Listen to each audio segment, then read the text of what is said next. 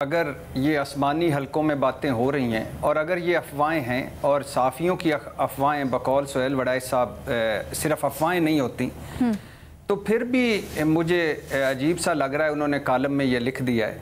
حالانکہ chief justice صاحب نے واضح الفاظ میں کہا تھا کہ اگر اس طرح کی کوئی بات ہو بھی تو گھر میں بات کریں, مطلب بیوی سے بات کریں, اب ٹی وی پر نہ کریں اور کالموں میں نہ کریں. لہٰذا سوال کا جواب دینے سے پہلے میں اپنے پیارے چیف جسٹس صاحب سے کہنا چاہوں گا کہ مجھے کوئی شکوک و شبہات نہیں سر. اور آپ نے 8 کہا ہے کہ 8 فروری کو انتخابات ہوں گے اور یہ پتھر پر لکیر ہے. مجھے وہ پتھر بھی نظر آ رہا ہے اور اس پر لگی ہوئی لکیر بھی نظر آ رہی ہے حضور.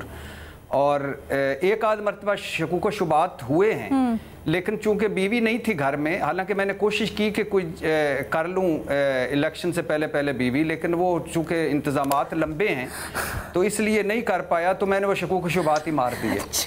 تو وہ ہے نا کہ تمہیں کیا پڑی ہے کہ رات دن کہو حاکموں کو برا بھلا, جو امیر شہر کا حکم ہے بنا اعتراض وہ مان لیں. احمد فراز صاحب نے یہ فرمایا ہے. تو لہٰذا اب میں نے بھی یہ باتیں سنی ہیں لیکن ابھی تک دونوں ایسی باتیں ہیں کہ جن پہ خواہش کا اظہار تو ہو سکتا ہے اور باتیں تو ہیں مگر رستہ کوئی نہیں ہے. 8 فروری اور مزے کی بات ہے کہ مبینہ لفظ استعمال کر رہا ہوں کہ جو پولیٹیکل پارٹیاں ہیں 2 بڑی, جو وہ یہ خواہش ان میں زیادہ پائی جاتی ہے. اور میں آگے چل کے بتاتا ہوں کیوں پائی جاتی ہے. کہ ایک تو اس میں کوئی شک نہیں کہ جو مافیاز کے خلاف آرمی چیف اور ان کی فوج نے جو کریک ڈاؤن کیا وہ قابل تعریف.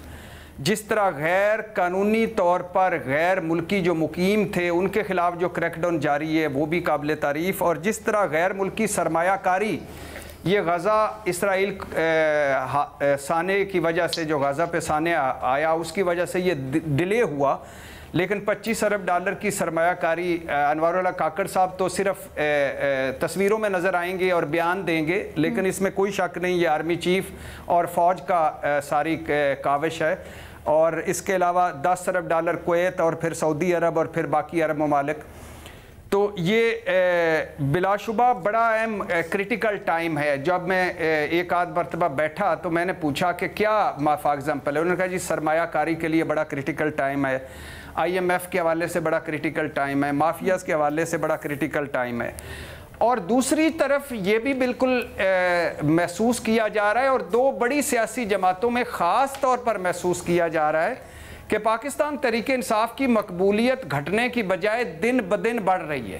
ٹھیک ہے, سارے انٹرویوز ہو چکے ہیں, سارے کیسز بن چکے ہیں, سارا کچھ ہو چکا ہے, لیکن اس کے باوجود وہ شاید ان چیزوں کی ہمارے ملک میں کوئی اہمیت نہیں ہے, یا شاید حیثیت نہیں ہے, یا شاید اب تحریک انصاف یا عمران خان ان سے بڑا ہو گیا ہے ان چیزوں سے کہ مقبولیت بڑھتی جا رہی ہے. آپ اندازہ کریں کہ اگر تھوڑی سی بھی لیول پلینگ فیلڈ ہو, تھوڑا سے بھی منصفانہ انتخابات ہو, تو یہ ساری جماعتیں اکٹھی بھی ہو جائیں تو تحریک انصاف بہت ساری جگہوں پہ ان سے جیت جائے. میں نے لفظ بہت ساری جگہیں استعمال کی ہیں.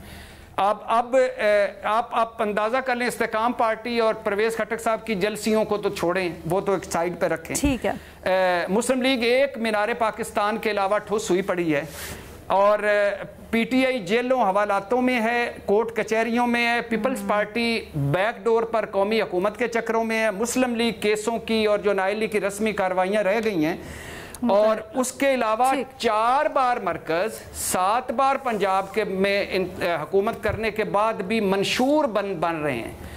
اگر اس جماعت جو ابھی بھی منشور بنا رہی ہے 35 سالہ سیاست کے بعد, اور اس شخص جو اس جماعت کا قائد ہے اور جو 1 نہیں 2 نہیں بلکہ کئی بار بلکہ مسلسل کہے جا رہا ہے کہ بل کلنٹن اگر میں ایٹمی دھماکے نہ کرتا تو بل کلنٹن ہو سکتا ہے $5 ارب پاکستان کی بجائے مجھے دے دیتا, تو اس کے حوالے ملک کرنا. خیر نہیں, انہوں نے وہ تو اس تناظر میں کہہ رہے ہیں میں نے چھوڑ دیے, میں نے ریجیکٹ کر دیے.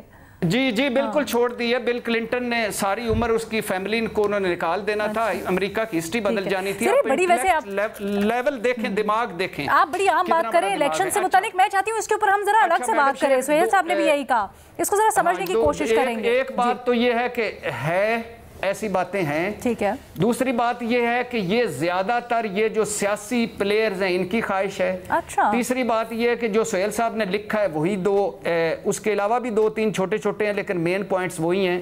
لیکن چوتھی بات ہے کہ ابھی تک لگ ایسے ہی رہا ہے کہ 8 فروری کو انتخابات ہوں گے.